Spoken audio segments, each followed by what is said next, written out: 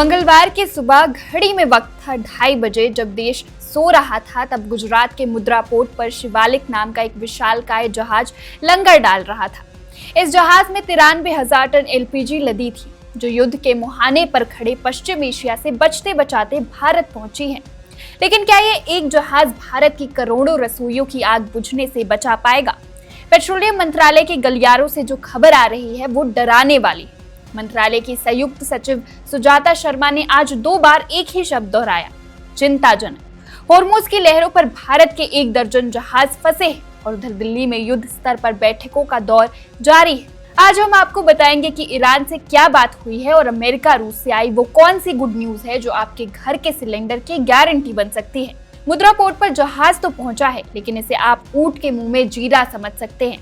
गणित सीधा है, भारत को हर रोज 60,000 टन एलपीजी चाहिए। जो 2 जहाज अब तक पहुंचे हैं उनमें हमें सिर्फ 1.5 दिन की राहत मिलेगी। असली संकट स्ट्रेट ऑफ होर्मुज में है, कि वो समुद्री रास्ता है जहां से भारत की 90% एलपीजी सप्लाई आती है। फिलहाल वहां तनाव इतना है कि भारत की 12 से ज्यादा कच्चे तेल और एलपीजी के टैंकर वहां फंसे हुए हैं। मंगलवार देर रात तक विदेश मंत्रालय ईरान के अधिकारियों के साथ सीधे संपर्क में था, ताकि इन जहाजों को सेफ पैसेज यानी सुरक्षित रास्ता दिलाया जा सके। आंकड़ों की गवाही देखिए, अप्रैल 2025 से फरवरी 2026 के बीच हमने 1.89 करोड़ मीट्रिक टन एलपीजी आयात की है। हम अपनी जरूरत का 60% हिस्सा बाहर से मांगते हैं। इस संकट के बीच भारत को सिर्फ युद्ध से नहीं बल्कि बिडिंग वॉर से भी लड़ना पड़ रहा है। चीन और भारत दुनिया के 2 सबसे बड़े ग्राहक इस वक्त अंतर्राष्ट्रीय बाजार में एलपीजी खरीदने के लिए आमने सामने हैं। चीनी कंपनियां इतनी आक्रामक बोली लगा रही है कि भारतीय कंपनियों के लिए सौदे फाइनल करना एक बड़ी चुनौती बन गया है। लेकिन भारत सरकार हाथ पर हाथ धरकर नहीं बैठी, बैकअप प्लान तैयार है। अमेरिका और रूस से मदद। हमने अमेरिका से एलपीजी खरीदी है, लेकिन वहां से जहाज आने में 4 से 5 हफ्ते लगेंगे।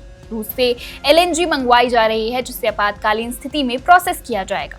पेट्रोलियम मंत्रालय ने रिफाइनरियों को आदेश दिया है कि पेट्रोल डीजल से ज्यादा ध्यान अब एलपीजी उत्पादन पर दे।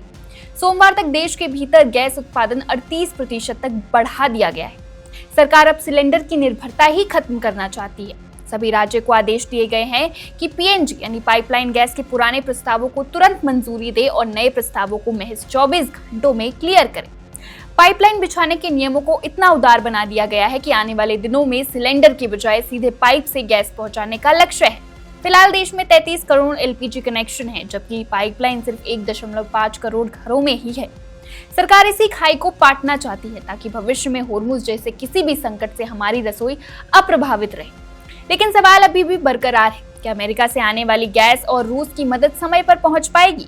क्या ईरान के साथ चल रही बातचीत हमारे जहाजों को सुरक्षित निकाल पाएगी? क्योंकि अगर अगले कुछ दिनों में नए टैंकर भारतीय तटों पर नहीं लगे तो पूर्वी दिल्ली जैसे इलाकों में जो संकट दिख रहा है वो पूरे देश में फैल सकता है। इस खबर से जुड़ी हर छोटी बड़ी अपडेट के लिए देखते रहिए one India Hindi. Subscribe to One India and never miss an update. Download the One India app now.